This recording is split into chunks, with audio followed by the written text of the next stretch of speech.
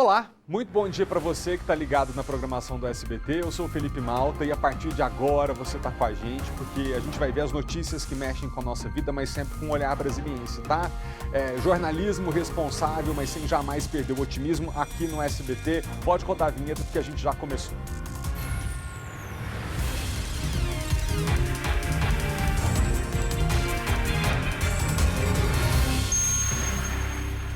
Distrito Federal registra a menor temperatura da história. Na estação meteorológica do Gama, o termômetro marcou 1,4 grau.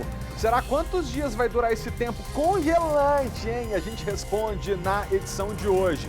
Agora, sobre o assunto que eu estava tratando com o Marcão no primeiro impacto, vamos lá exatamente para a linha do trem, onde o trem ficou feio. Maicon Leão, é com você. O trem petecou, viu, Malta? Foi exatamente aqui no trecho 1 que dá acesso ao CIA, em que o carro ficou naquele de vai, não vai e acabou sendo atingido pelo trem. Mas esse não foi o único acidente que aconteceu por aqui, não. Do outro lado ali, ó, a gente percebe que no meio dos trilhos tem vários cacos de vidros. Daqui a pouco a gente traz os detalhes para você desse acidente e como cuidar para não se tornar uma vítima. Cuidado com o trem. Polícia identifica ladrão peladão de restaurante do shopping. Kátia Gomes. Lucas Édio Alves, de 33 anos. Ele entrou no estabelecimento e consumiu diversos produtos peladão. A polícia disse que 3 dias antes de cometer esse crime, o Lucas já tinha sido preso e passado por uma audiência de custódia por outro furto. Daqui a pouquinho eu volto com todos os detalhes. Gente, vamos perguntar por que ele tirou a roupa, né? Porque podia ter cometido o furto vestido. Brasília recebe simulador de manobra de navio em porto. É uma das atividades mais bem remuneradas do planeta. Sabia dessa? Vanessa Vitória. Felipe, quem disse que eu estou no Distrito Federal? Não estou não, estou no navio. Olha aqui o Porto de Ceará. Brincadeira, parece muito real e é mesmo. E daqui a pouquinho eu vou dar os detalhes para vocês de tudo que acontece aqui, para que serve e como que funciona. Eu volto já já. Tá bom, valeu. Seja muito bem-vindo. Agora 11 horas e 44 minutos, nós estamos ao vivo e o nosso jornal já começou. A gente começa mostrando para você esse vídeo que está circulando nas redes sociais, um motorista que flagrou o exato momento em que um trem bateu num carro aqui no Distrito Federal, no cruzamento da linha ferroviária que fica no CIA. O mais impressionante nisso tudo é que o trem vai se aproximando dos carros, o maquinista vai buzinando bem alto, mas um dos motoristas para tão perto da linha do trem que um acidente acaba acontecendo. Bora ver juntos. Ao tanto que o motorista de Brasília é audacioso. Olha, vai! De novo, por gentileza, diretor, vocês precisam reparar que o barulho está altíssimo, tá todo mundo vendo que o trem está chegando e mesmo assim eu acho que uns 5, 6 carros ainda passam. Já pensou se o carro morre ali, né? Para de funcionar exatamente na linha do trem, poderia realmente ter custado a vida de uma pessoa. Vou pedir para rodar de novo para você reparar, roda aí. Ao tanto que o motorista de Brasília é audacioso. Olha, vai! Agora a gente vai ao vivo com o repórter Maicon Leão, que está lá no local onde o acidente aconteceu. Ô Maicon, boa tarde para você. Hoje você já chegou a ver algum motorista que se arriscou por aí? Oi, Malta. Da hora que a gente chegou, o trem ainda não passou, mas em outras vezes, inclusive quando a gente mostrou uma reportagem aqui exatamente para falar de um acidente que aconteceu aqui em fevereiro, que um carro também acabou não reparando que o trem estava se aproximando, ele foi atingido e arrastado, inclusive, alguns metros ali para frente. No caso dessa semana, que aconteceu na quarta-feira, foi nesse exato ponto em que nós estamos. O caminhoneiro vinha filmando exatamente ali, mais ou menos, onde estão vindo aqueles carros brancos e reparou que os carros não começavam a parar quando o trem estava se aproximando, buzinando. E aí foi dito e certo. A gente percebe ainda que o motorista do carro vermelho chega a ficar na dúvida, Malta, bem aqui onde nós estamos. E aí a gente tem a impressão, inclusive, que ele tenta engatar a marcha ré.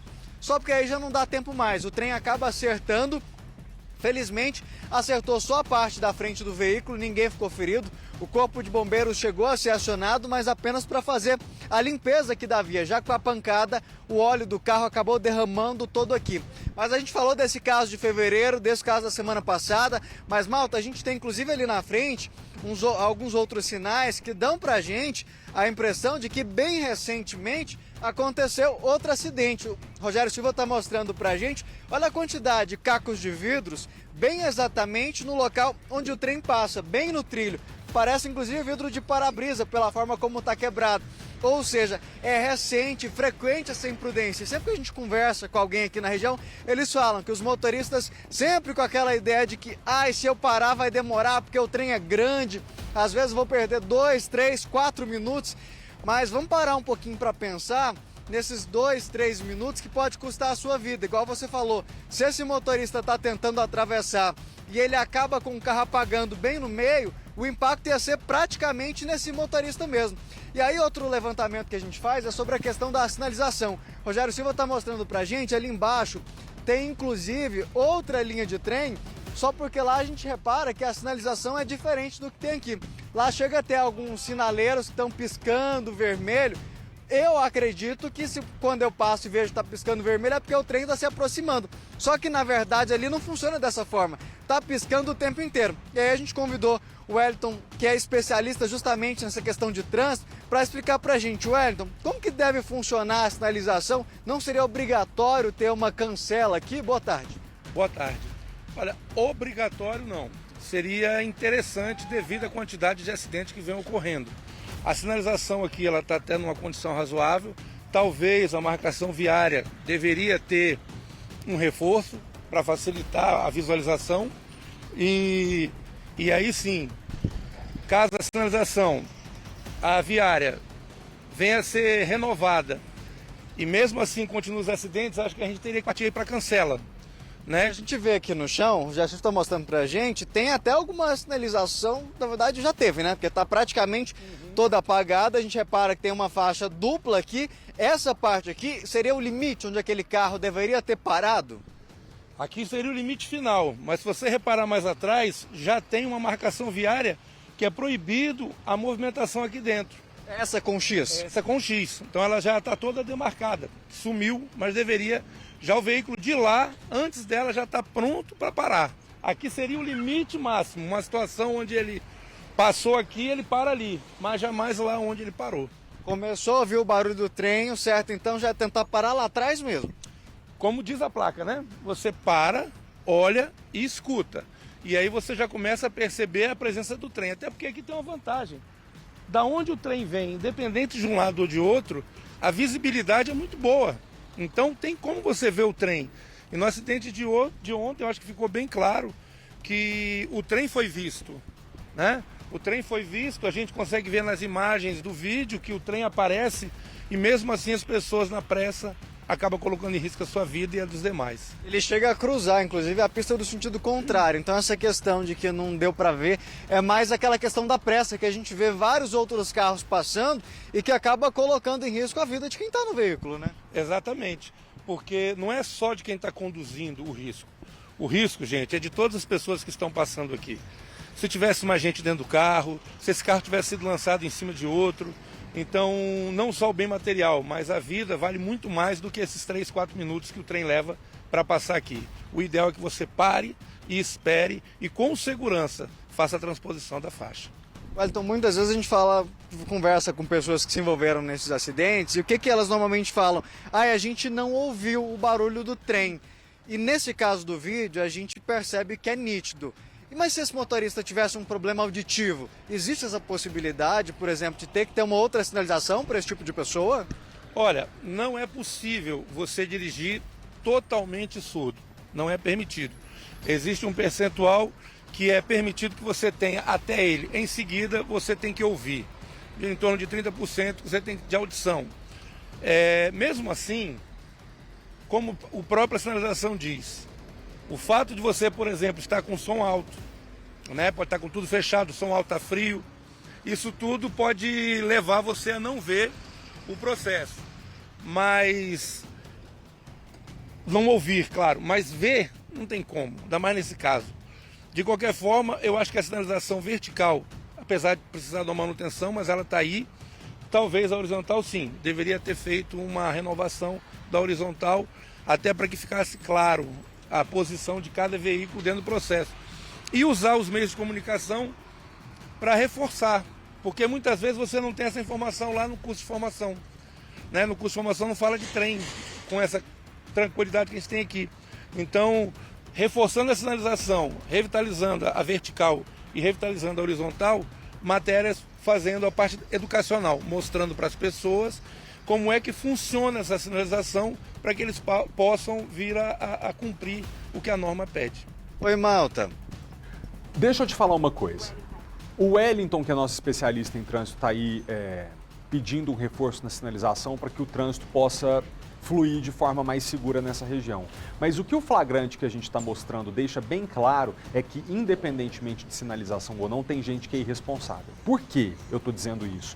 Porque ainda que a sinalização seja ausente nesse local onde você está, era evidente que o trem estava chegando pelo barulho que estava fazendo. E está inegável que vários motoristas preferiram cruzar a linha do trem correndo do que esperar o trem passar. Então, quer dizer, se tivesse sinalização ou não, esses irresponsáveis agiriam da mesma maneira. Para você que está chegando aqui no SBT agora, eu já vou tirar uma dúvida com o Michael. Eu queria só que você assistisse mais uma vez como não faria diferença se tivesse sinalização ou não. Porque o barulho que o maquinista está fazendo quando ele se aproxima da rua é ensurdecedor para avisar o motorista que o trem está passando. E mesmo assim as pessoas querem cruzar a linha rápido. Roda aí. Ao tanto que o motorista de Brasília é audacioso. Olha, vai. Tá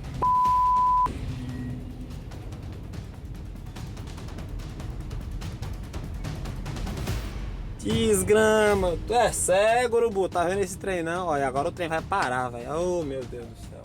Aí você veja, a pessoa colocou a vida, que é o bem mais importante, em risco, mas também colocou o próprio patrimônio em risco, porque uma batida dessa aí você vai argumentar, mesmo a pessoa que tem seguro, tá? Na seguradora para poder ter o conserto, a seguradora vai negar, vai falar, como é que você bateu na linha de um trem? Tu que vai arcar com esse prejuízo. Então, Maicon, só continuando, a gente queria mostrar isso aqui de novo para o nosso telespectador, mas o que o Wellington pode dizer sobre esse ponto onde você tá e aqui o que a gente pode dizer para o motorista que é responsável? Tá faltando uma sinalização mais clara aí, sim? Malta, a sinalização tá faltando. Ela existe, como a gente mostrou aqui, ó, ela tá fraca. Mas dá para você perceber. Primeiro a questão da do chão mesmo, que é a vertical.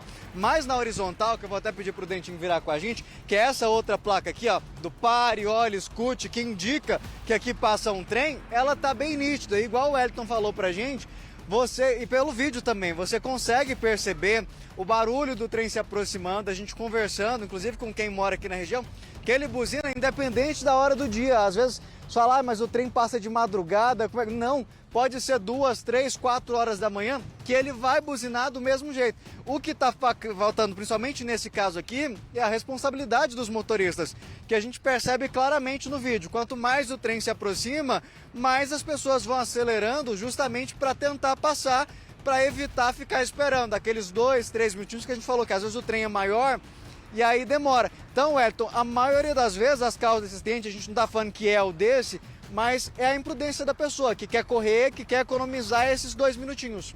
Basicamente, o que aparece nos acidentes é a imprudência, né? O condutor não espera o momento dele, porque quando o trem buzina, o momento é do trem.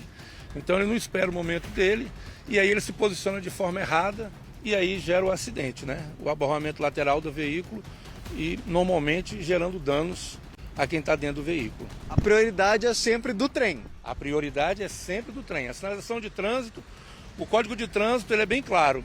O trem tem prioridade sobre todos os veículos. Obrigado, viu, Elton, pela sua participação, pelos esclarecimentos. Malta, é aquela história que a gente sempre fala da pessoa ter calma, tranquilidade e principalmente responsabilidade. O barulho dá pra gente ouvir, é bem diferente da buzina desse motorista aqui, ela é bem mais alta, você consegue perceber bem de longe. O que tem que fazer é, tá escutando, se atenta, para, só segue a placa. Para, olha, escuta e depois que o trem passar, você segue a sua viagem tranquila. tranquilo e principalmente sem prejuízo, né? Porque agora esse motorista aí vai ter uma baita de uma dor de cabeça. E outra, né? Prejudicou também o trabalho desse maquinista aí que teve que frear o trem para poder explicar o que aconteceu. Quer dizer, é um transtorno na vida de muita gente que pode ser evitado. Obrigado, Maicon, pelas informações, ao Wellington pelos esclarecimentos. Obrigado mesmo. Continuando aqui o nosso conteúdo, comerciantes e moradores de Taguatinga estão se sentindo muito inseguros com a onda de furtos e outros crimes que acontecem durante o dia e também à noite. Os bandidos entram nos estabelecimentos pelo teto. E aí, o comerciante ele nem tem tempo suficiente para consertar o estrago e vem ladrão e comete crime de novo. Muito disso ocorre porque há áreas da cidade que precisam de investimentos básicos, como, por exemplo, uma iluminação pública mais adequada. E olha, a situação está tão feia que tem proprietário com dificuldade para alugar o próprio imóvel. A faixa de aluga-se já desgastou com o tempo. É que tá difícil achar alguém que consegue morar por aqui. Ninguém fica. De 3 em 3 meses tem gente nova morando aí. É muito risco, né? Assalto, você tem família. A maioria das pessoas que assaltam, que entram nas casas, não tem nada a perder. Você tem a sua família, seus filhos. Mesmo com grades altas e lanças nas pontas, criminosos têm entrado nas casas. Não importa se estão vazias ou com moradores. Não adianta nada. Não é barreira para eles. Eles entram, levam o que quiser e o risco é até levar a sua vida. Na casa do seu José, o prejuízo foi maior com a entrada dos criminosos quebrando o cadeado e o motor do portão do que com os objetos levados. Só cadeiras de plástico e uma faca. Olha, é uma insegurança total, tá? Você se sente inseguro realmente. A partir desta noite eu não dormi mais sossegado. Toda hora que eu levanto eu venho no portão para ver se não está arrombado. As conversas na porta de casa que a dona Mali adorava ter com os vizinhos ficou só na memória. Assim como o portão de grade que dava para ver o movimento na rua, que hoje deu lugar a esse completamente fechado. A gente ficava sentada conversando tranquilamente. Meus filhos brincavam aqui na rua e não tinha problema nenhum. Agora a gente abre o portão ali, tem medo, já abre assim devagarzinho, olhando para ver. É perigoso demais. Toda essa insegurança acontece entre as quadras QSB1 e QSB2, praticamente no centro de Taguatinga. Durante o dia, chega a faltar vaga para estacionar na região, mas depois das 6 horas, junto com os carros, vai embora também a sensação de segurança. É que toda essa área aqui fica num completo deserto. E aí as árvores que muitas vezes ajudam a esconder do sol, durante a noite servem para esconder bandido. Até tentativa de estupro a gente já presenciou aqui, que a gente mora aqui por perto e não pode fazer nada, né? Porque a gente não pode estar se envolvendo. Esse vídeo foi feito por um comerciante e mostra a situação da rua à noite. As luzes que você vê na imagem são de lojas que, para evitar a ação dos bandidos, por conta própria, os donos reforçaram a iluminação. A lâmpada do poste está desse jeito, toda estragada. O Jefferson já pediu para arrumar, mas não resolveu nada. A gente já solicitou a SEB veio aqui no sábado, eu tenho o número do protocolo, vieram arrumar as lâmpadas, mas vocês viram o jeito que está a lâmpada, nenhuma funcionando. Como a loja dele tem gente 24 horas, é o único que ainda não foi assaltado. Os vizinhos colecionam imagens de câmeras de segurança com criminosos entrando nas lojas. Nessa de aparelhos eletrônicos, em uma única noite, o mesmo ladrão entra 2 vezes pelo teto. A primeira às 2 da manhã e outra às 4 horas. É muito vulnerável e é muito triste ver que esse setor aqui, ele tá assim, parece que tá largado, sabe?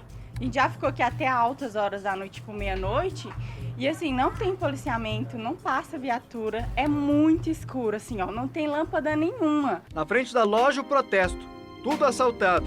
É a sensação que os vizinhos também têm. O ladrão já ganhou até apelido.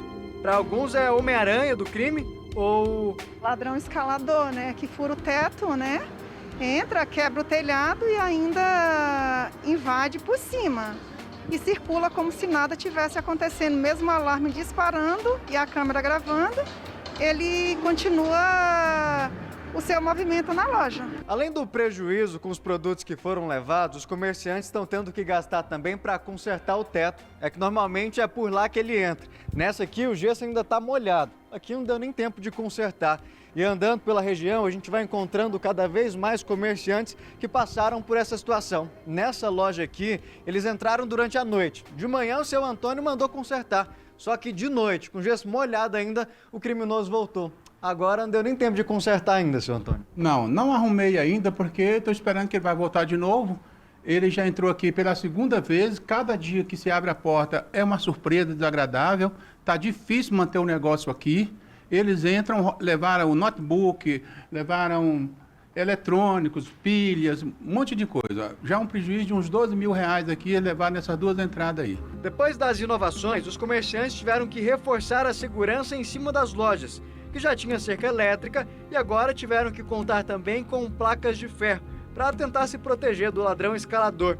O pior de tudo é que as lojas ficam em frente ao Tribunal do Trabalho. Nesse beco a situação é ainda pior. Por aqui não tem nenhuma lâmpada. Naquele poste ali atrás, segundo os comerciantes, há um tempo atrás existiam alguns refletores, mas eles foram retirados e o beco se transformou no beco do assalto. E aqui não precisa nem escurecer para que eles fechem as portas com medo. No caso da Cláudia, mesmo com a loja fechada, o criminoso não precisou nem entrar.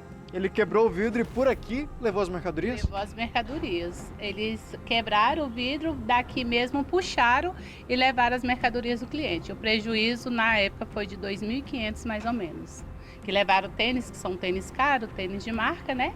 Então levaram, o prejuízo foi grande. E com isso a gente não tem segurança nenhuma. 5 horas da tarde tem que fechar as portas e ir embora.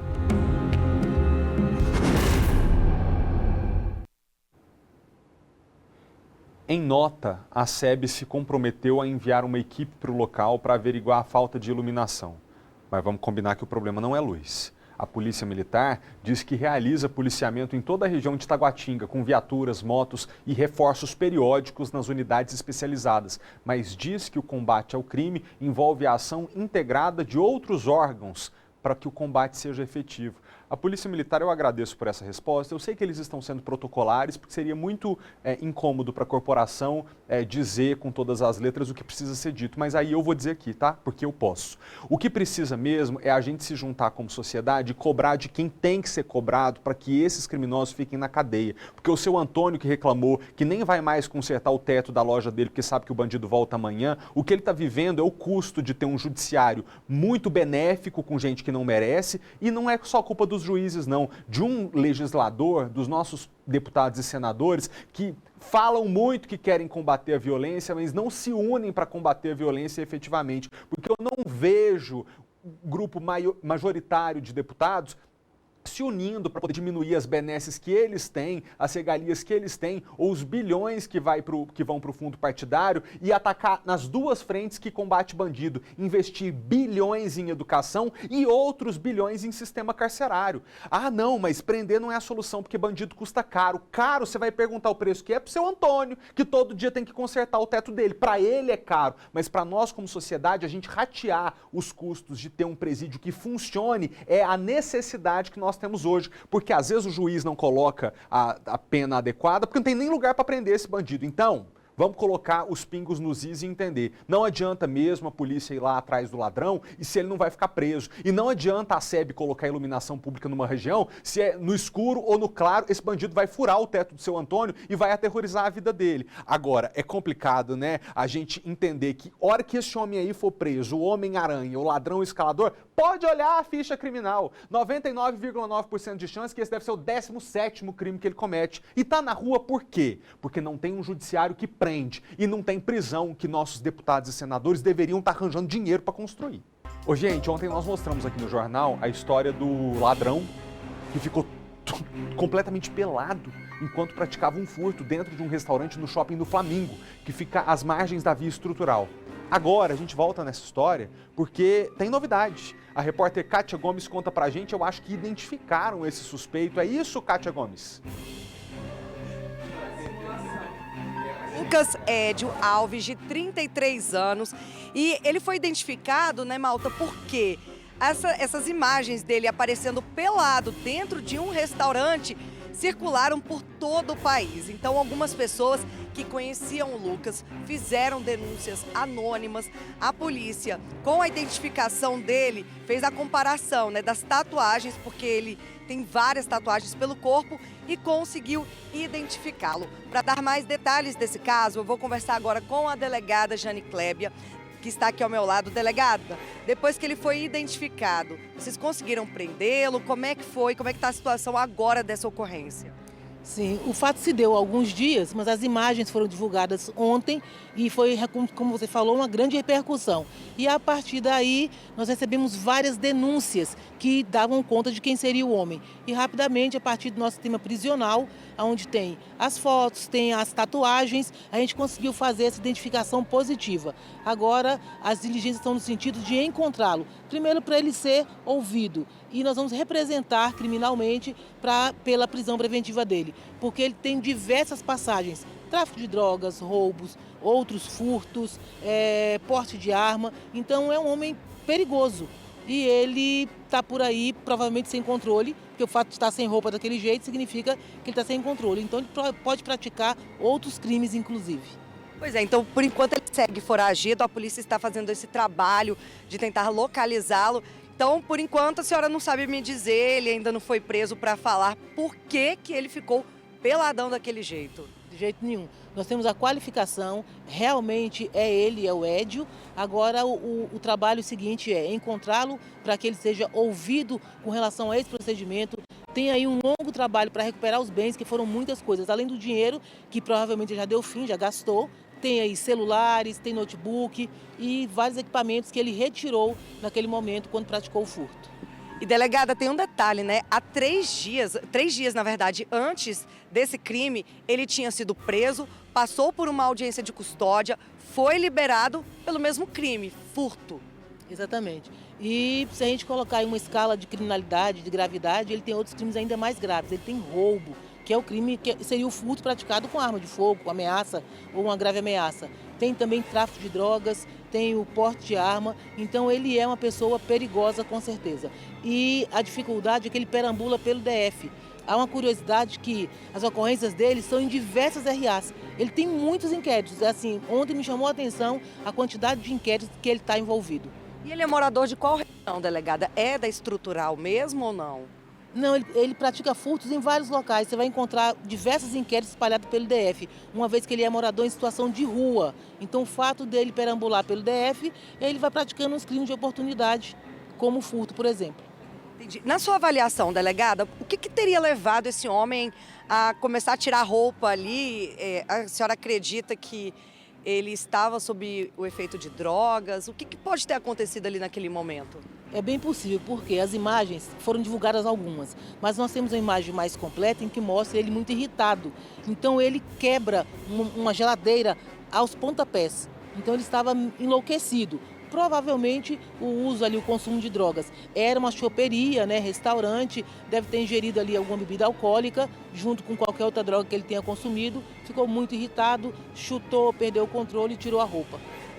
Então, agora a gente consegue até entender, né? A senhora falou que ele é morador, pessoa em situação de rua, a dificuldade de conseguir encontrá-lo, né? Ele não tem um endereço fixo para a polícia fazer ali uma operação, né, de busca e apreensão e prisão desse homem, né? Então, ele está em situação de rua, a polícia pede que, se alguém reconhecê-lo e ver ele andando pelas ruas, que faça a denúncia. Exatamente, 197 é o disco de denúncia da Polícia Civil. Essa informação, aonde ela estiver, nós vamos atrás, vamos trazê-lo, porque é um crime de furto e ele ainda não tem um mandado. Então ele não pode ser preso, mas ele pode ser recolhido, ouvido com relação a esses fatos. A gente amadurece esse inquérito para representar pela prisão dele.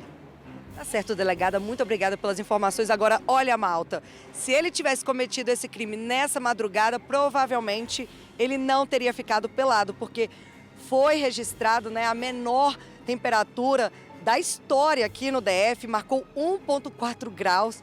Então, assim, daqui a pouquinho, inclusive, a gente volta para falar sobre isso, né? Porque tá frio, viu? E deve fazer mais frio nos próximos dias.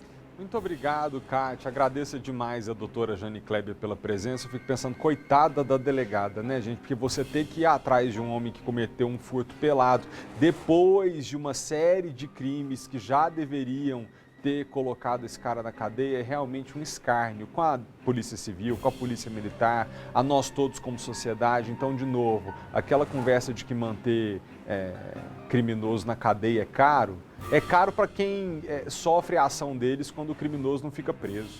Para toda a sociedade ratear como custo, é mais razoável, porque o dono desse restaurante aí perdeu o computador, perdeu o dinheiro, teve a loja danificada. Para ele, a liberdade desse criminoso custou caro. Para nós, não. Então, a gente precisa agir em conjunto, senão nós não vamos conseguir vencer isso. Obrigado, Kátia. Já nos falamos então, tá? Gente, a história que você vê agora junto comigo é muito revoltante, é muito difícil para a gente, inclusive, dar esse tipo de notícia aqui no jornal, porque ela causa uma certa náusea, mas é importante porque serve de alerta. A polícia prendeu um homem que pagou R$10 para que um menino de 11 anos fizesse sexo oral nele. A gente vai falar agora com o delegado Thiago Peralva, da 19ª DP, que é o responsável por essa investigação. Até agradeço pela presença dele, para que ele possa esclarecer para a gente como que a polícia descobriu esse caso e que isso aqui sirva de alerta para os adultos de bem que nos acompanham agora, para a gente entender que sinais uma criança pode dar, que recado um menino ou uma menina te traz, que pode ligar o seu sinal de alerta e dizer para você que é hora de você buscar a polícia. Thiago, seja bem-vindo, é com você, amigo. Boa tarde, Felipe, boa tarde a todos. Nós recebemos essa informação ontem no início da tarde através do Conselho Tutelar. As conselheiras estiveram aqui na unidade policial e já trouxeram esse garoto de 11 anos juntamente com o pai do mesmo. Inclusive, o pai desse garoto estava muito revoltado com o que tinha acontecido. Na terça-feira, antes de ontem, o pai desse menino teria pedido ao mesmo para ele entregar um eletrodoméstico nas proximidades da sua casa. E nesse trajeto, nessa janela de oportunidade, um indivíduo que trabalha como padeiro em uma padaria aqui na região, 56 anos, ele teria se aproveitado da oportunidade e teria abordado essa criança de 11 anos e lhe oferecido R$10 para que praticasse sexo oral com ele. E esse ato sexual realmente foi consumado no interior de uma residência localizada aqui no Sol Nascente. Esta criança, ontem, quando estava na escola, que ela relatou o que tinha acontecido. Os professores que dão aula para ela na escola estranharam o fato dela estar aportando essa quantia em dinheiro, já que não era algo comum de acontecer. E após interpelarem a mesma sobre a origem do dinheiro, ela chegou a dizer que tinha ganhado esse dinheiro de forma muito suada e tentou esconder, inclusive, o que tinha acontecido. Os professores, estranhando essa atitude da criança, continuaram a questionar a mesma sobre a origem do dinheiro e a criança terminou dizendo a verdade do que tinha acontecido. Após nós angariarmos essas informações da tarde de ontem, confirmar essas informações, nós conseguimos localizar esse estuprador. Nós, inclusive, durante o plantão judiciário, durante a madrugada, representamos pela prisão preventiva deste estuprador, que inclusive confessou a prática delitiva, e o magistrado de plantão, no plantão judiciário do Tribunal de Justiça, determinou a prisão preventiva do mesmo. O mandado de prisão foi expedido durante a madrugada e no início da manhã de hoje nós conseguimos cumprir o mandado preventivo no local de trabalho desse criminoso, que é uma padaria conhecida aqui na região.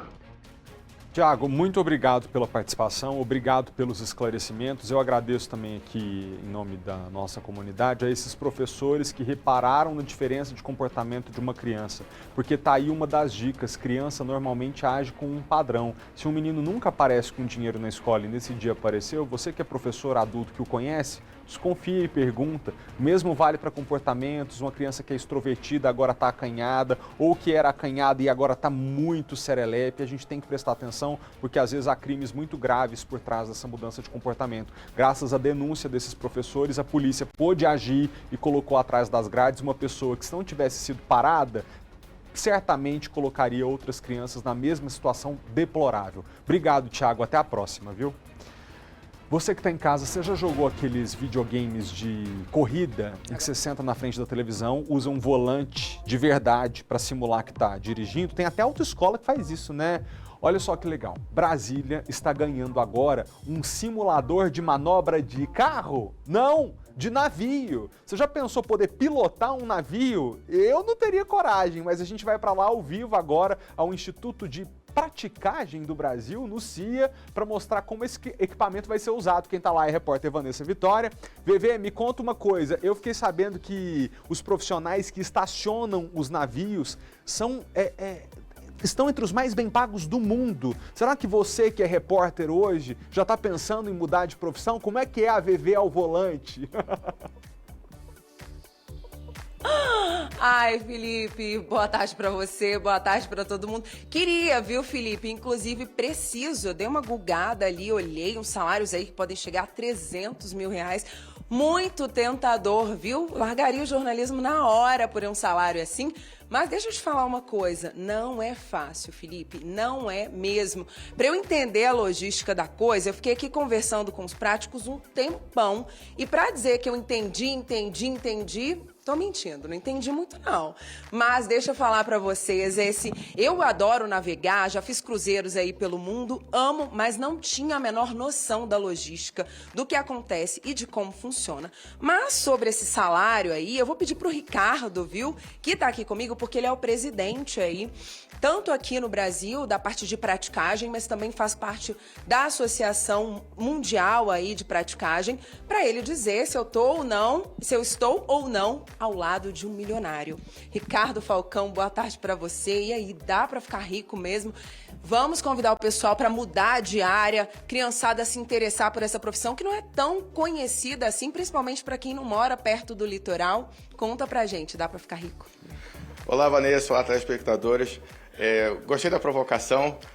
Alguém um dia lançou esse número, eu não sei quem lançou, mas a grande realidade é que um prático em qualquer região do Brasil ganha tão bem como um bom médico, um bom advogado, uma profissão que seja da iniciativa privada, bem remunerada, é a mesma faixa de salário, não tem grande diferença. Mas é uma profissão muito importante para o nosso país, uma profissão que você tem um representante do Estado a bordo tomando decisões.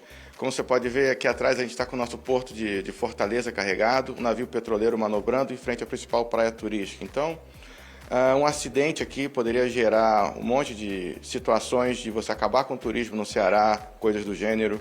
Então, o grande objetivo da gente é garantir a segurança da navegação, garantir o meio ambiente, garantir que as populações ribeirinhas, na Amazônia você fala em populações indígenas, em populações quilombolas, isso que precisa estar preservado.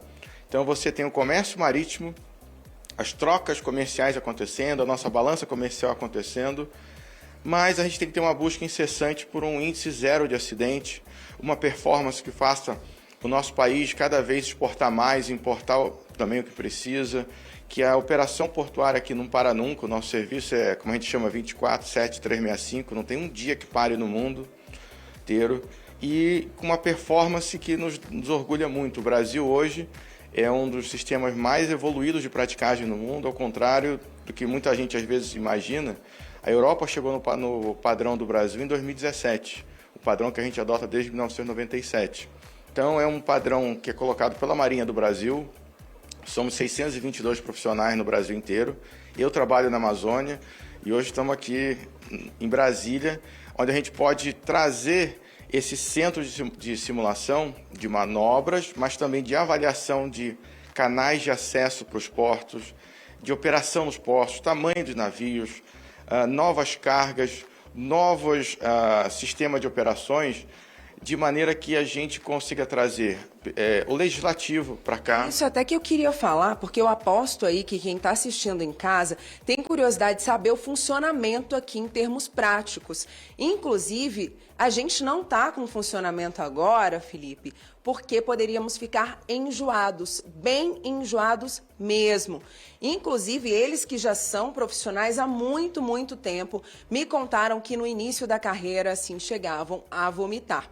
Então, se a gente ligasse aqui, ao vivo, o risco de parecer que o nosso cinegrafista tá aí marejando ia ser muito grande e também o risco da gente ter uma sensação muito ruim. Não é isso, Ricardo? Que daqui a pouco eu até quero que ele comente, né, como é que faz para virar um profissional como esse, mas antes disso falar mesmo sobre o simulador, porque ele não tem só essa função de mostrar o funcionamento. Agora a gente está com um porto aqui no Ceará, daqui a pouco ele coloca no Rio, coloca em Santos. Não é só a função profissional deles para fazer a simulação e aprenderem cada vez mais, mas também por quê?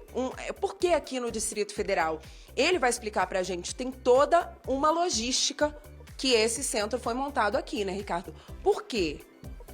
Justamente para que a gente possa tomar várias decisões que são importantes para o Brasil inteiro. Então, se você tem uma carga no Centro-Oeste, você vai escoar pelo Arco Norte, você precisa de avaliar, você precisa de um novo terminal na Amazônia. Você está aqui, como nós estamos aqui com o Porto de Mucuripe, que é o porto público do Ceará, simulado, e você às vezes quer um aumento de... Quero carregar meu navio um pouco mais, para ele afundar, para você ter mais calado. Quero aumentar o tamanho do meu navio. Será que dá? Será que não dá?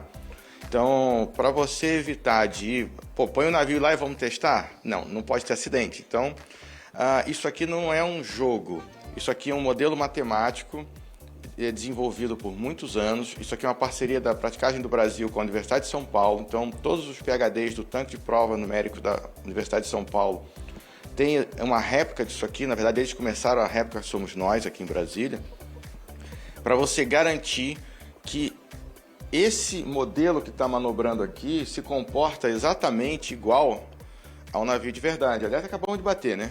Estou só vendo aqui, então o navio já vai bater aqui, porque a gente não está cuidando da manobra, a gente simplesmente soltou o navio. Então, vocês veem que o vento já dominou o navio bateu porque não tem ninguém controlando ele. Ele chegou lá, ó, tem até uma torrezinha que posiciona, tá vendo? Ele acabou ficando sem controle aqui, porque a gente estava conversando, e aí acabou batendo ali. Inclusive, essa questão do simulador é muito importante também para as autoridades públicas, porque de repente, por exemplo, eu sou um deputado, eu tenho um projeto de lei, eu quero fazer um transporte, ou eu sou um empresário, eu quero tirar soja ali do Centro-Oeste, levar para outro lugar. Isso daqui é fundamental, porque aqui nesse simulador eu posso vir como um ente público, uma autoridade pública, e entender se a logística do meu projeto de lei vai funcionar ou não. Então, aqui eu consigo entender profundidade, velocidade de ventos. E aí, inclusive, a gente tem aqui um prático, que é o Bruno, que é do Ceará. Aqui tem o Leme, eu fiquei super curiosa. Os práticos, eles não colocam a mão, né? Tem o marinheiro que cuida disso. Mas, justamente, se o Bruno tá aqui e eu sou a marinheira que tô cuidando desse navio, o Bruno vira pra mim e fala: Vanessa, presta atenção, vai bater. É ele que dá o comando, porque é um transporte muito seguro, gente, muito seguro, mas muito perigoso. Então, assim, a chance de acidente é muito alta. Não é isso, Bruno? Então, simular também faz com que vocês tenham essa logística de segurança para todo o Brasil. Exatamente, Vanessa. E nós temos a Organização Marítima Internacional, né, que é o braço marítimo da ONU, da Organização das Nações Unidas, e a gente tem uma resolução que ela diz que o treinamento do prático ele pode ser complementado, ele pode ser suplementado pela parte da simulação. E aqui, no centro de simulação, a gente consegue levar o navio a condições extremas, né? A gente consegue ver se a manobra ela é viável ou não, e ela sendo viável, a gente pode partir para a vida real, executar aquela manobra, né? A gente não pode submeter o navio ao risco na vida real sem antes fazer uma simulação. Muito obrigada, viu, pela sua participação. E, Felipe, eu vou voltar com você falando aí que, inclusive, vocês sabem, né? Navio não tem freio. Tá que nem eu aqui no link, não encerrei ainda, mas não tem freio. Eles têm que ir parando aos poucos. Eu volto com você, Felipe. Tá bom, Vivi, muito obrigado. Realmente você é a repórter sem freio. Se não falar Vivi, já deu tempo. Ela fica aqui até 1h15 da tarde. Obrigado, viu? E agradeço aos dois profissionais que nos deram entrevista. Muito bom. Pessoal, agora a gente vai contar uma história que é até difícil, né, de acreditar. Na semana passada, um avião de pequeno porte caiu com 16 passageiros dentro na cidade de Boituva, no estado de São Paulo. Todos os passageiros eram paraquedistas que estavam praticando os saltos. 2 deles morreram na queda, outros 10 ficaram feridos e uma das sobreviventes é a atleta brasiliense Júlia Lozada, de 24 anos de idade. A gente vai conversar com ela agora ao vivo para entender essa história. Ô Júlia, boa tarde para você. Eu sei que é um momento difícil, mas a comunidade quer saber como é que você está, o que você viveu, como é que isso aconteceu? Eu acho que é importante falar porque o pessoal que não conhece paraquedismo vê isso e acredita que está linkado ao ser o paraquedismo ser um esporte perigoso, né? Mas não é bem assim. Lá no esporte que a gente pratica, foi um acidente muito raro, uma raridade pra gente, primeira vez que acontece, e aconteceu, né? Acho que a gente está acostumado a lidar com todo tipo de pane, tanto quanto em queda livre, quanto em aeronave, e infelizmente a gente teve uma pane na aeronave, uma falha na turbina, mas a gente sabe a situação, a gente fez todo o procedimento de emergência necessário, é isso, né? Eu acho que acidente a gente não consegue controlar. Do mesmo jeito, eu acredito, falo para todo mundo do mesmo jeito que a partir do momento que a gente sai de casa, a gente está correndo risco, o paraquedismo a gente também corre risco, e mesmo tomando todos os cuidados, aconteceu isso, foge um pouco do nosso controle, mas eu acho que assim, né, se fomos 16 pessoas ali no avião, 14 pessoas sobreviveram, então é de agradecer, né, de estar aqui contando a história e mostrar que o paraquedismo é um esporte que a gente está treinado, a gente é preparado para tudo que possa acontecer, tanto que quando aconteceu isso, estava todo mundo, né, calmo, a gente fez o procedimento de emergência, mas infelizmente um barranco que apareceu ali no nosso pouso forçado foi o que atrapalhou todo o resultado que a gente esperava. Eu acho que, né, se não fosse o barranco, a gente com certeza estaríamos todos os 16 atletas vivos para poder contar essa história aqui. Então me sinto aqui no dever, né? Graças a Deus estou bem, saí do acidente sem nada muito grave e estamos seguindo aí, tentando processar tudo o que aconteceu. É um esporte maravilhoso que eu sou apaixonada. E infelizmente aconteceu isso, mas agora é o momento de processar, de mandar energia positiva e, se Deus quiser, conseguir voltar em breve para esse esporte que eu amo tanto. Deixa eu te perguntar uma coisa para eu entender. Então quer dizer que quando a aeronave deu pane e foi caindo, você já saltou, mas obrigada, né? Porque não era o momento talvez de pular do avião, e aí você teve que pular e fazer a manobra? Como é que foi isso? Ah, não, a gente não saltou. Por quê? O que acontece? No paraquedismo, a gente é treinado para todo tipo de pane. Quando acontece uma pane no avião, a gente tem que estar de cinto de segurança até 1.500 pés, porque até 1.500 a gente não tem altura suficiente para sair do avião em segurança. Então, se acontece qualquer coisa do tipo, como aconteceu com a gente tem que fazer o pouso forçado, todo mundo na aeronave, porque a gente não tem altura para sair 15 pessoas, né, do avião, comandar o paraquedas a tempo e conseguir pousar. Então, até 1.500 pés, se acontece qualquer coisa do tipo, a gente tem que pousar, e foi o que aconteceu. Se o avião tivesse um pouco mais alto do que 1.500, a gente conseguiria sair. Mas como foi nessa altura, todo mundo teve que permanecer na aeronave e fazer o pouso. Entendi, muito obrigado pelas explicações. Desejo que você se recupere plenamente, inclusive emocionalmente, né, depois desse susto. E para as duas famílias que estão vivendo um momento mais difícil nesse momento, a gente manda o nosso abraço. Muito obrigado, tá? Quando você for fazer um salto, participar de alguma competição, eu que agradeço, manda uma mensagem aqui para o SBT que a gente vai ter muito orgulho de acompanhar, tá? Até a próxima.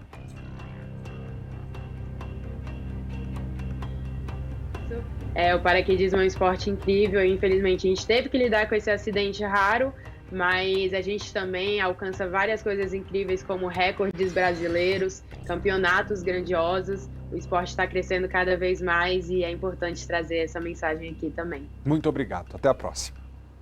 De volta ao Distrito Federal, as notícias aqui locais, a Polícia Civil realizou hoje de manhã uma operação para prender uma quadrilha que fazia falsas transações bancárias. Todo dia é isso, né? Mas o valor total do prejuízo dessa vez, que foi causado às instituições financeiras, foi de mais de 2 milhões de reais. Quem traz as informações para a gente é o repórter Maicon Leão. Maicon, muito boa tarde para você. Como é que eram feitas, hein, essas transações? Malta, vale destacar que esse valor só aqui no Distrito Federal, viu? Como que funcionava? Era o seguinte, esses criminosos se aproveitavam justamente de uma falha, de um bug no aplicativo móvel dessas instituições bancárias para fazer transações financeiras. Como é que funcionava? Eles agendavam um Pix, cancelava e aí o banco devolvia aquele dinheiro para a conta. Por exemplo, você tem 5 mil reais lá na sua conta e resolve fazer uma transferência de 4. Você agendava e aí cancelava esse agendamento. E aí de 5 mil você passava até 9. E aí esses criminosos foram fazendo cada vez mais transferências e cancelando, até que o prejuízo para essa instituição financeira ultrapassou, na verdade, os 2,5 milhões de reais. Quem está aqui ao meu lado é o delegado Dário, que vai explicar para a gente como é que funcionava. Eles faziam essas transferências aproveitando justamente desse bug do aplicativo, delegado. Boa tarde. Sim, boa tarde Malta, boa tarde a todos. Exatamente, tratou-se de um bug que ocorreu aproximadamente na última semana de março desse ano.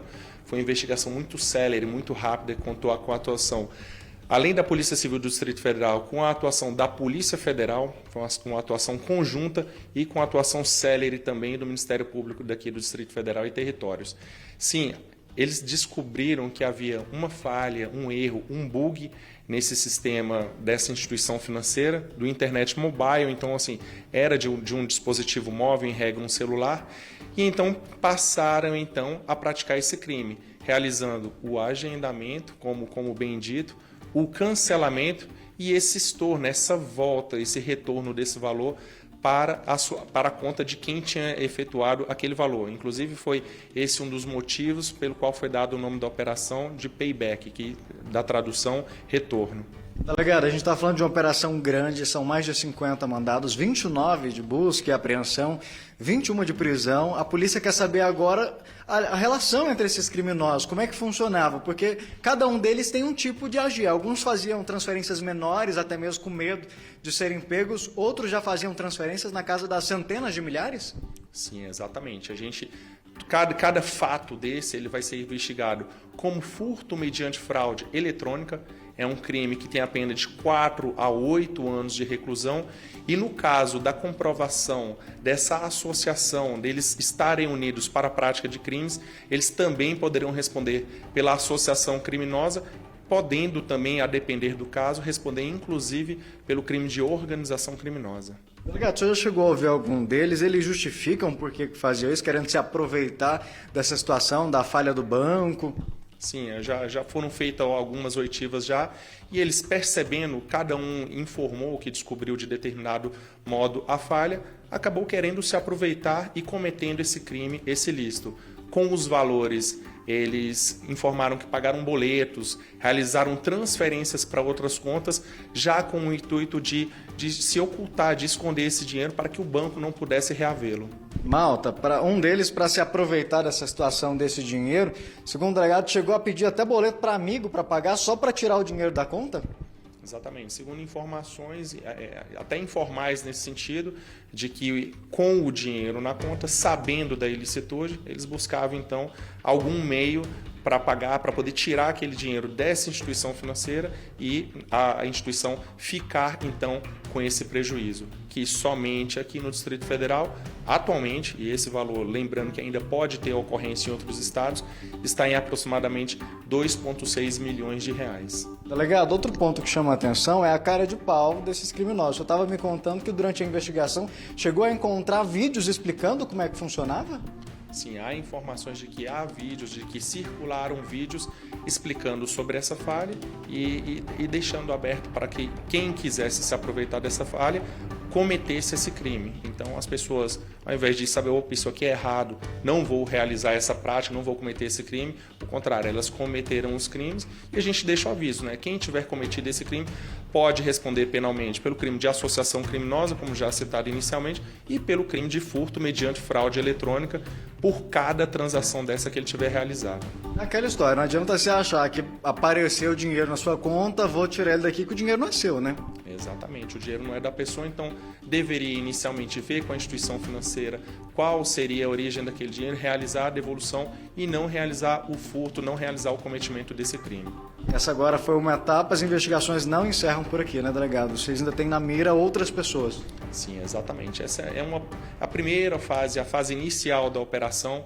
Ela já realizou, então, o cumprimento de 29 mandados de busca, 21 de prisões temporárias, mas as investigações elas irão continuar, elas irão então atrás de outros indivíduos para poder tentar se descobrir essa questão, sobretudo da associação entre esses sujeitos. Delegado Dário Freitas, obrigado pela participação do senhor aqui na SBT Brasília, pelo esclarecimento.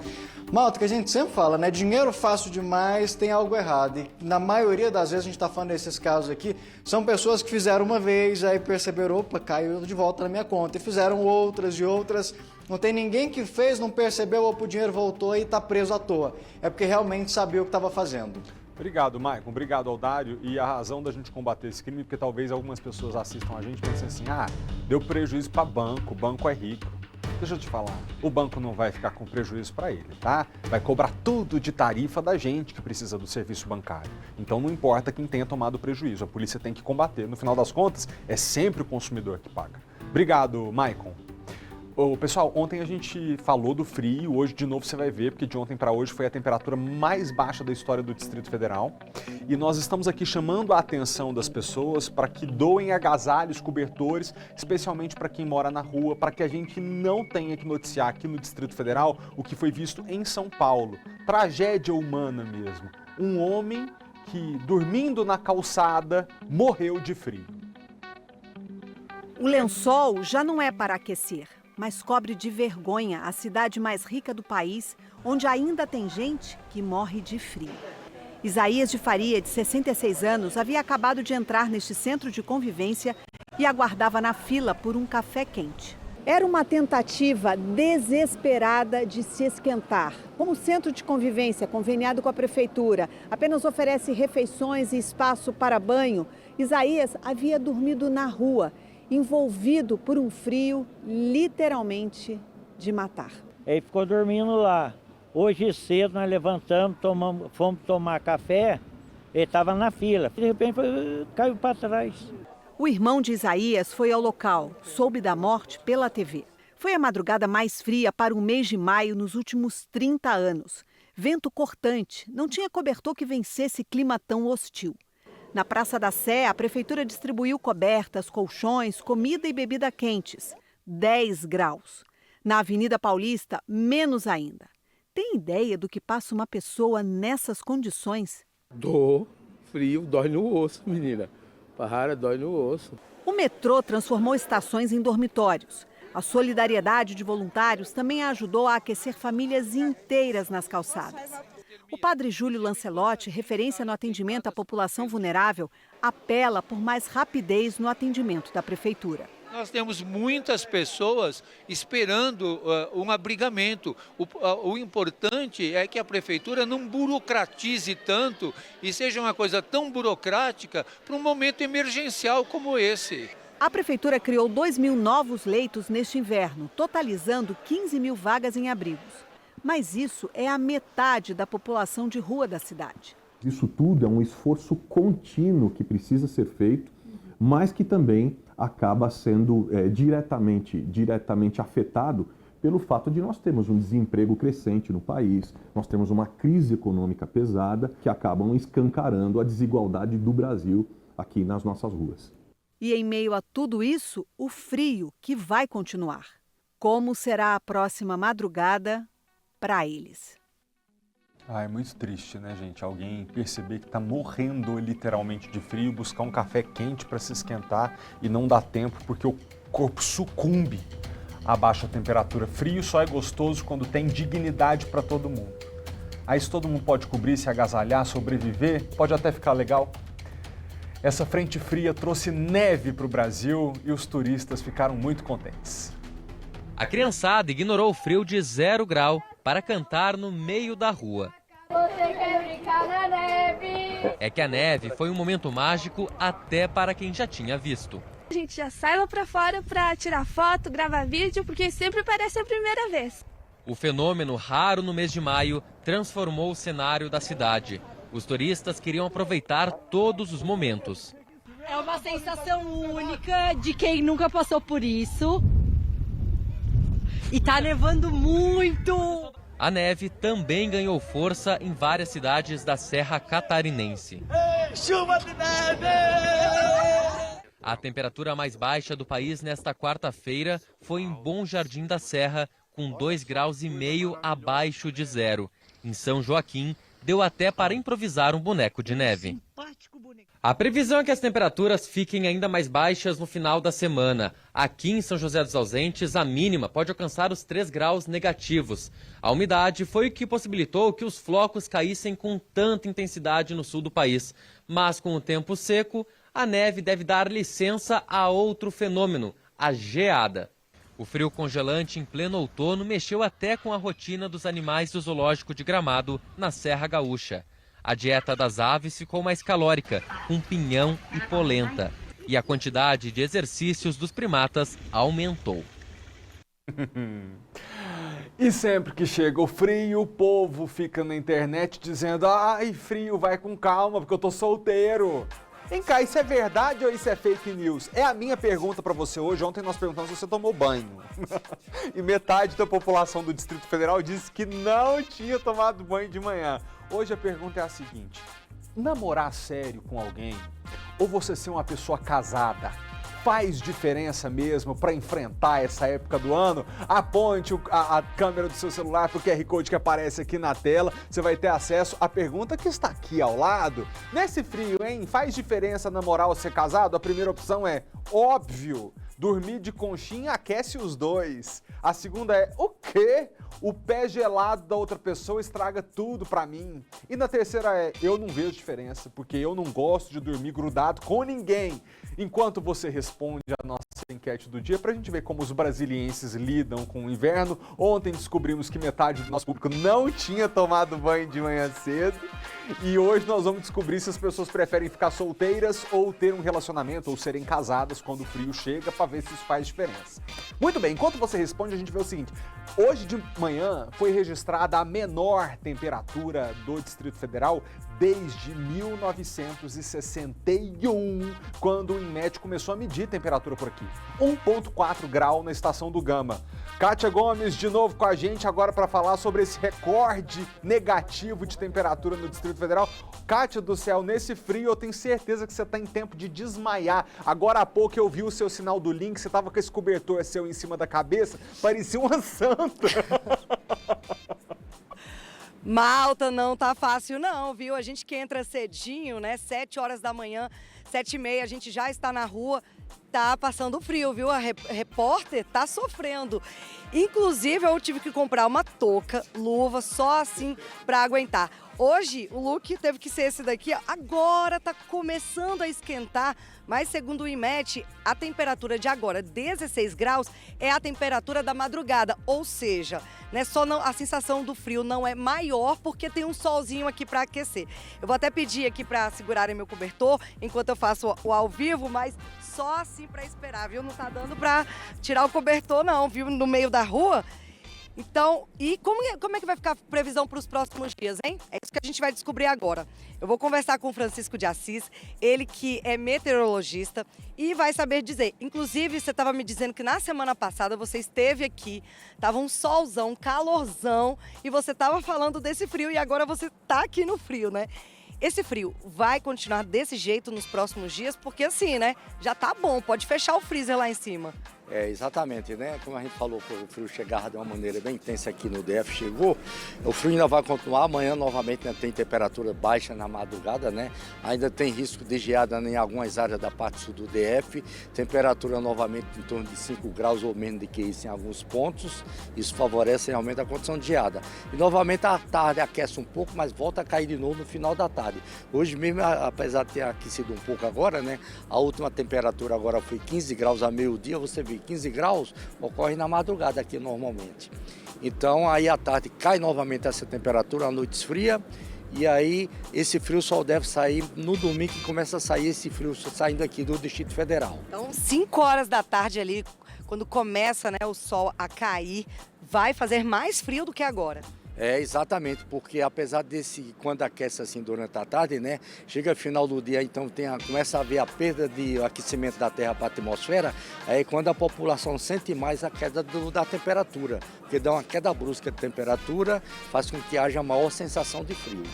Saindo de casa só assim, olha, Malta, eu tô com uma blusa de manga comprida, um casaco, eu estou com 2 calças, tem que aquecer, né, porque é uma temperatura muito baixa, principalmente para o brasileiro que não está acostumado, é um choque térmico muito grande. É, exatamente, né? Porque imagina, a temperatura de 5 graus, para você ter uma ideia, as temperaturas aqui no Distrito Federal foram bem mais baixas do que as temperaturas na região sul do Brasil. O frio aqui está mais forte do que lá em São Paulo, do que no Paraná e do que também no Rio Grande do Sul. Olha, eu nunca fui para o sul nem para São Paulo, então já posso saber como é que é a temperatura de lá. Estou me sentindo como se eu estivesse lá. Então, a temperatura deve começar a aumentar no fim de semana. Não vai ter clube, não tem como, né? Só no domingo. É, exatamente, só começa a aumentar no domingo, né? As temperaturas no domingo deve ser em torno de 10 graus a temperatura mínima, né? Ainda baixa ainda na madrugada, né? Para essa época do ano ainda baixo, né? E também é esperado que está começando agora, ainda está no outono, né? Isso significa dizer que a gente vai ter mais massa de ar frio com forte intensidade chegando aqui no DF com temperaturas baixas também, no mês de junho ou julho. Então, vai fazer frio assim, desse jeito, em junho e julho? As pessoas têm que se preparar? Tem que se preparar, né? Ainda vai ter mais massa de ar frio também. O ano passado tivemos 3 massas de ar frio que chegaram no Brasil, né? E todas elas, quando chegam no Brasil, atinge aqui também no DF, né? Quando chega de forte intensidade assim. Então serão mais quantas além dessa? Não, aí não dá para saber, né? Porque a previsão de frio, assim, a previsão propriamente dita, a gente só sabe mais ou menos com 10 dias antes, né? Então o resto de maio depois não está apresentando de chegar outra massa de ar frio, não. Mas a escalada de tempo é mais ou menos de 3 semanas a 1 mês para chegar outra da mesma intensidade assim. Então vai ter frio, né? As pessoas precisam se preparar. Então amanhã também, amanhã sexta-feira, né? A previsão aí é que faça também 5 graus nessa faixa de temperatura. É, nessa faixa de 5 graus pela amanhecer e chegando em torno de 22 graus à tarde, né? Amanhã à tarde aquecendo mais um pouco, né? Mas novamente as noites esfria bastante. Novamente porque durante a noite aí a Terra perde todo o aquecimento para a atmosfera, está céu aberto, aí esfria bastante, dá uma queda brusca de temperatura. Volta aquelas condições dos anos 70 aqui, das noites frias em Brasília. É porque a primeira vez que foi registrado, né, 1,4 grau, é a menor temperatura que já teve, foi no Gama, né, essa temperatura. Isso não tinha acontecido ainda aqui no DF. Não, porque a menor temperatura registrada em Brasília, né, quando tinha somente a medição daqui de Brasília em si, foi 1,6 graus em 1975, julho de 75, né? Depois teve outras medições que foram expandindo no DF, né, as medições das estações meteorológicas também. Aí agora no Gama registrou a menor temperatura da história de Brasília, de 1961 para cá, ou seja, de 63 anos. Uma curiosidade, como é que é feita na prática essa medição de temperatura? Essa temperatura é medida a uma altura de 1,80 m mais ou menos, 1,80 m dentro de umas condições de sombra. Dentro de umas condições de sombra. Ou seja...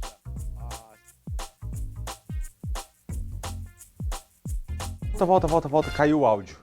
Já a gente volta lá. Segura a Kátia, por gentileza, que eu queria fazer essa pergunta para ela depois. É que vocês não sabem, mas a Kátia, ela é igual a mim, ela é meio hipocondríaca, sabe? Então, assim, se tiver um pouquinho frio, ela vai vir com 3. Ah, voltou! Ixi, Kátia, eu tava te dedurando aqui ao vivo. Mas olha só, deixa só o Assis, então, explicar pra gente, já eu termino de te dedurar. Ele estava explicando como é que é feita a medição de temperatura. Diga aí. Isso, é porque tinha dado um probleminha no áudio na hora que o senhor estava falando. Então só volta a explicação, como que é feita essa medição de temperatura? Então, essa medição de temperatura ela é medida a uma altura de 1,80 m mais ou menos, essa medida padrão mundial, nas condições de sombra, né? Nas condições de sombra não tem influência do sol, também não tem influência de vento frio batendo, né? Então, por exemplo, temperatura de 1,4 graus, com vento batendo de mais ou menos de 30 km por hora, essa temperatura que o ser humano vai sentir, chamada sensação térmica, vai mais ou menos aí -5, -4. Então, é isso que eu ia perguntar, era a minha próxima pergunta. Se tá batendo ali no termômetro 5 graus, a nossa sensação vai ser bem menor. 5 graus a sensação térmica ela vai abaixo de zero, em torno de -1, com um vento mais ou menos de 30 km por hora, que normalmente acontece. Eu ouvi, Malta, você me dedurando. Tá vendo como eu não estou errada? Por que eu saio de casa assim, empacotada? Tá lá marcando 5 graus, mas na verdade tá menos, né? Menos 0 graus. Tá bom, Kátia. Eu te conheço. Da outra vez que o tempo tava seco, tava todo mundo reclamando da umidade. Um dia ela bateu aqui na redação com um nebulizador móvel, um aparelho pendurado na cara, tava parecendo um chupa-cabra. Tu é exagerada, garota. Segura aí que já eu tenho uma pergunta pra te fazer. Peraí. Enquanto isso, Larissa Vilela, otorrinolaringologista da clínica Otocare, que é formada pela UNB, doutora pela USP. Ajuda a gente, minha amiga, dicas rápidas aqui pro pessoal de casa não prejudicar a saúde no frio, porque gripar, resfriar, ficar com dor de garganta já é um saco. Nesse pós-pandemia, a pessoa ainda fica com dúvida se é Covid, é um transtorno. Então fala, doutora, boa tarde pra senhora. Sim, perfeito, Felipe. Então, boa tarde a todos que estão nos assistindo. Então, existem algumas dicas básicas para a gente manter a nossa saúde nesse período, onde a gente vivencia temperaturas extremas de frio, nunca vividas antes na nossa cidade, né? E assim como o frio vem com um período de seca muito intenso. Nesse período também a gente tem uma concentração muito grande de poluentes na nossa atmosfera. E esses 3 pontos, temperaturas baixas, seca e poluentes com maior densidade na atmosfera, predispõem a uma série de problemas respiratórios. E não só respiratórios, mas até cardíacos. A Sociedade de Cardiologia falou que no inverno aumenta em 30% a chance de infarto. Dentre os problemas respiratórios, a gente tem rinite, sinusites, otites, alergias. E para se cuidar, a gente tem que beber muita água. E é importante a gente falar da água mesmo, não só dos chás e bebidas quentes, mas é importante beber água. Além da água, se alimentar bem, tendo bastante verduras, frutas, legumes, ter uma alimentação bem variada. A gente geralmente tem uma tendência de comer alimentos mais calóricos e com mais açúcar neste momento, mas é bom a gente ver a importância de manter o consumo de frutas, verduras e legumes. Além disso, manter os ambientes arejados, evitar ambientes fechados e aglomerações, porque aumenta muito a transmissão das viroses, assim como praticar atividades físicas, desde que em temperaturas adequadas, né? Se agasalhar, se proteger da medida do possível do frio e também hidratar a pele, que tende a ficar muito seca, e hidratar as vias respiratórias com a lavagem nasal. Muito obrigado, senhora, pela presença e também não tomar banho frio, né? Porque assim, banho frio é bom no calor, mas igual você não sabe o que eu tenho vivido. O meu condomínio tá sem água quente desde antes de ontem. O povo lá tá sofrendo demais, que de manhã cedo depois da academia para tomar banho. A senhora não sabe o que a gente tem passado. O povo vai gripar tudo e vai ser culpa lá da administração do condomínio que não tá esquentando a água. Obrigado, senhora, pela presença, bom trabalho. Espero que todo mundo siga as dicas para não adoecer, viu? Obrigada a vocês, boa tarde. Obrigado. Gente, na internet tem muita gente fazendo registro do frio perto de casa, caminho do trabalho. E nós recebemos um vídeo do pessoal do entorno do Distrito Federal que eu não sei se é real, a gente não conseguiu confirmar. Vamos rodar para ver o que mostra? Aí, estamos saindo aqui da Badiana, indo para Alexânia. Muito frio aqui, muito granizo.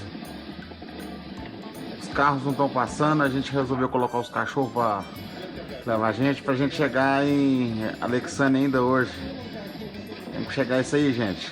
Quem tiver indo pra Brasília, infelizmente não tá passando não. O GO 060 aqui tá tomada, gente. Tamo aí de trenó. Valeu, galera. Claramente é mentira, né? Mas o povo tá sentindo isso. Kátia Gomes, eu brinquei com você, mas eu acho que a correta aqui da história é você, amiga, porque se você se agasalha, você evita ficar doente, como a médica disse. Mas eu pedi para te segurarem aí, para eu te fazer a seguinte pergunta. Faz diferença ter um mozão durante o inverno? Ai, Malta, essa até doeu no meu coração, viu? Eu acho que faz, viu? Inclusive, queria.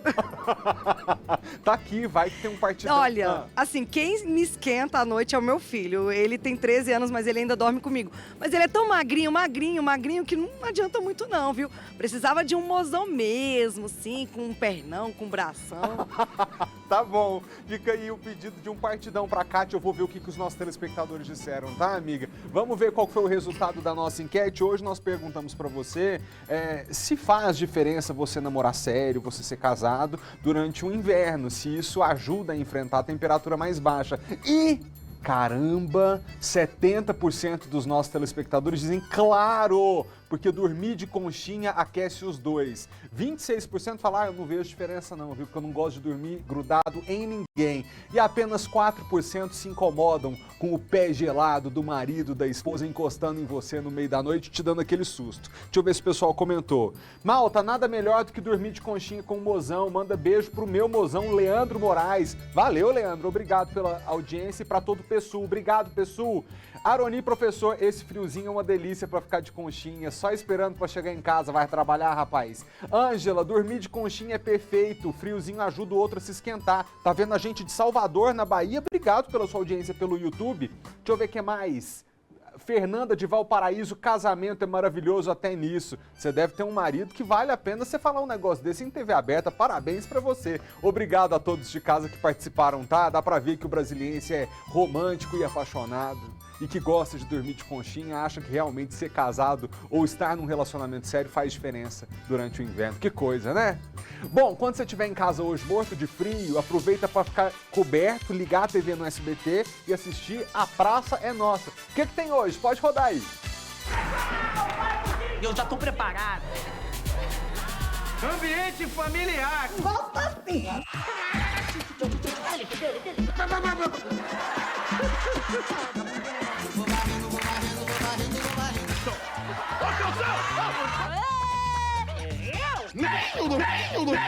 Eu não entendi nada.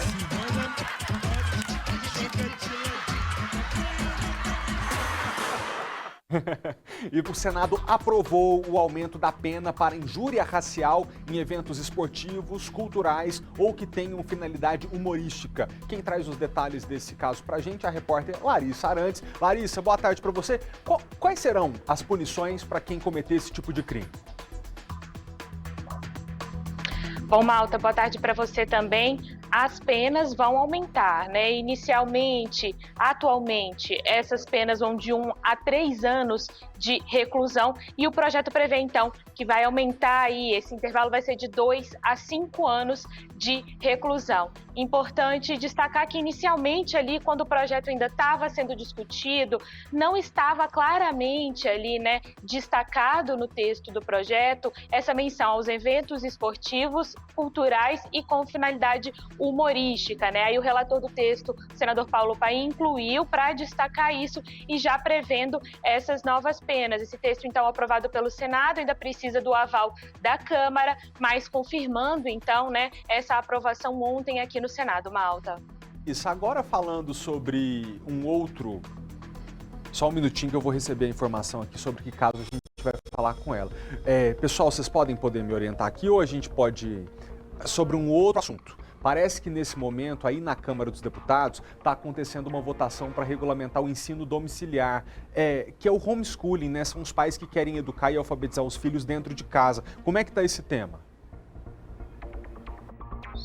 Bom, Malta, o texto principal, que a gente chama de texto base, né, ele foi aprovado ontem na Câmara e neste momento os deputados estão analisando aqueles destaques, que são as sugestões de mudanças pontuais no texto, principalmente a oposição tentando fazer ali algumas alterações. E aí, importante a gente destacar o que está sendo previsto nesse texto, né, Malta? Ele autoriza, né, ele regulamenta, então, a educação domiciliar e prevê algumas regras para que esse ensino possa ser feito, né, possa ser oferecido pelo pai ou responsável ao estudante. Por exemplo, este aluno, apesar de ter o ensino dentro de casa, ele vai ter que estar matriculado junto a uma instituição de ensino e essa instituição vai acompanhar todo o processo ali de ensino domiciliar. Por exemplo, né, vai haver ali uma avaliação, em alguns casos semestral, em outros casos essa avaliação vai ser anual e, claro, os pais vão ter que cumprir algumas regras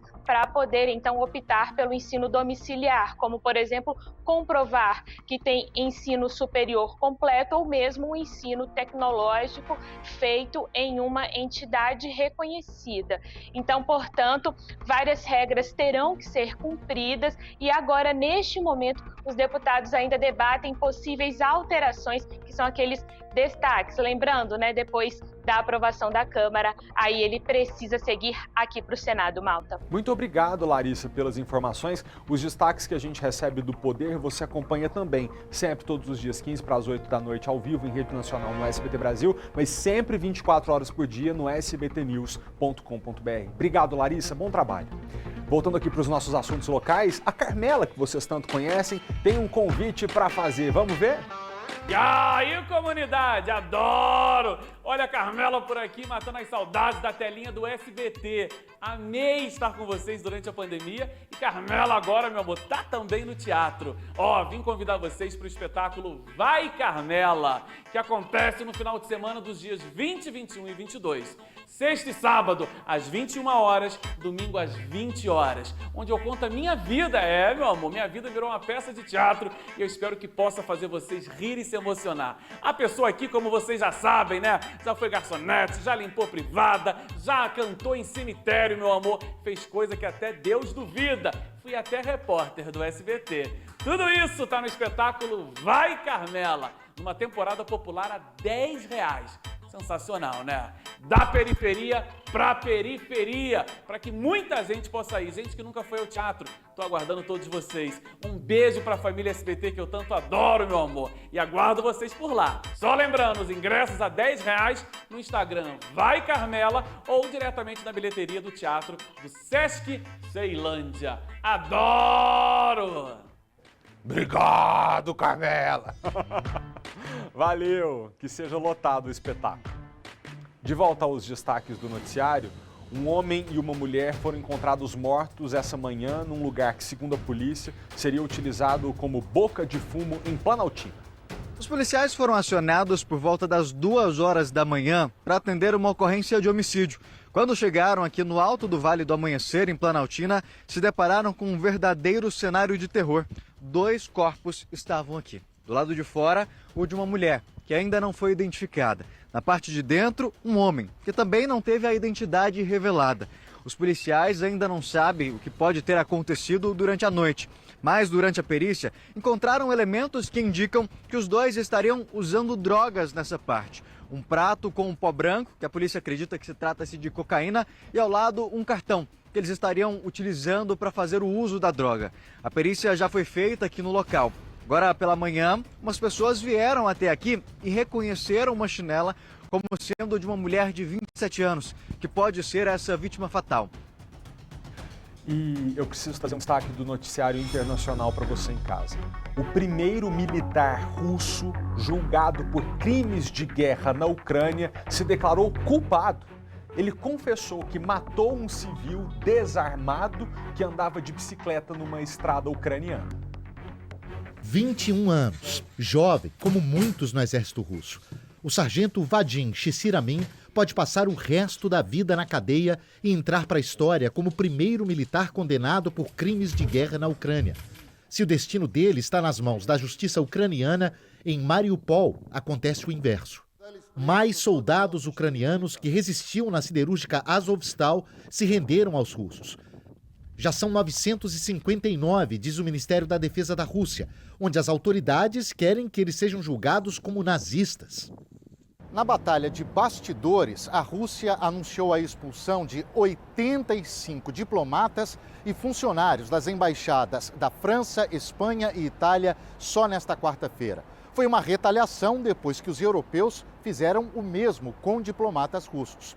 Os dois lados chegaram a um ponto de quase não retorno, o que dificulta bastante qualquer tentativa de negociação.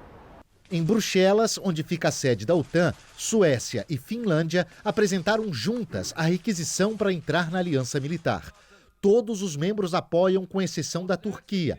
O presidente Recep Erdogan afirma que a Suécia se recusa a entregar líderes do movimento separatista curdo, que estão no país e que os turcos consideram terroristas. O movimento dos grandes na geopolítica importa pouco para famílias que continuam enterrando seus filhos ou torcendo para que eles não morram. No leste da Ucrânia, um prédio bombardeado, um menino de 9 anos retirado dos escombros e um pequeno sinal de vida com as mãos. No campo de batalha, foi um dos movimentos mais importantes do dia. Ficamos aqui, né, na torcida e nas orações para que a paz se restabeleça o quanto antes.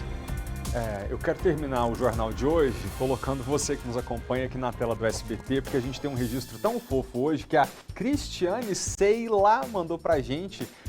O garotinho aí é filho dela, usou o Instagram para poder mandar mensagem, né? Usou o Instagram da mãe. Cris, obrigado por ter deixado ele pegar seu telefone e mandar. Olha só. Boa tarde, Felipe. Eu tenho 6 anos de idade. Todos os dias na hora do almoço eu tô assistindo vocês. Eu sou seu fã. Muito obrigado. Moro na Ceilândia Norte. Sou Davi Nazário Miranda. Obrigado, Cristiane e Davi. Eu fico muito feliz, viu, Davi, de saber que você está nos acompanhando, porque além de estudar bastante para você ser muito bem sucedido no futuro, é importante você escolher um canal que você confie para assistir as notícias. Porque quando a gente fica bem informado sobre a realidade, a gente toma melhores decisões na vida da gente, tá? Então cresça assim, dedicado, estudioso e obediente à sua mãe. E você que está em casa pode mandar sempre esses registros para @FelipeMaltaTV. Quando sobra um minutinho aqui no jornal, aliás, eu sempre peço para sobrar, a gente coloca a sua foto na tela, tá? Obrigado pela companhia e pela audiência. Agora é hora do esporte. Até amanhã.